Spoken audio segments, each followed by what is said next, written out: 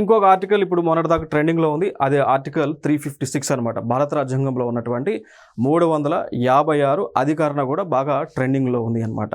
మరి ఈ ఆర్టికల్ ప్రకారం ఏంటి అంటే, ఏ పార్టీ కూడా స్టేబుల్ గవర్నమెంట్ని ఫామ్ చేయలేకపోతే అప్పుడు గవర్నర్ ప్రెసిడెంట్ ఆఫ్ ఇండియాకి రిపోర్ట్ పంపొచ్చు.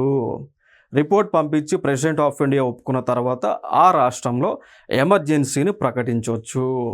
ఆ ఎమర్జెన్సీ ప్రకటించి గవర్నర్ రూల్ని అక్కడ పెట్టొచ్చు. పెట్టిన తర్వాత మళ్ళీ ఎలక్షన్కి వెళ్ళాల్సి ఉంటుంది. సో ఇది ఆర్టికల్ 356. అంటే నేరుగా డైరెక్ట్ గవర్నర్ ఆ ఎమర్జెన్సీని పెట్టవచ్చు అంటే he has to take permission from the president of India.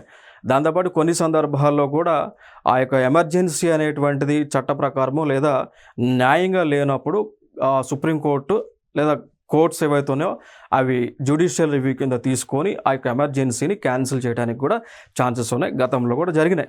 కొన్ని రాష్ట్రాల్లో లైక్ గవర్నర్ స్టేట్ ఎమర్జెన్సీ పెట్టినప్పుడు కోర్ట్స్ ఇన్వాల్వ్ అయ్యి ఆ ఎమర్జెన్సీని క్యాన్సిల్ చేసినటువంటి సందర్భాలు చాలా ఉన్నాయి భారతదేశంలో.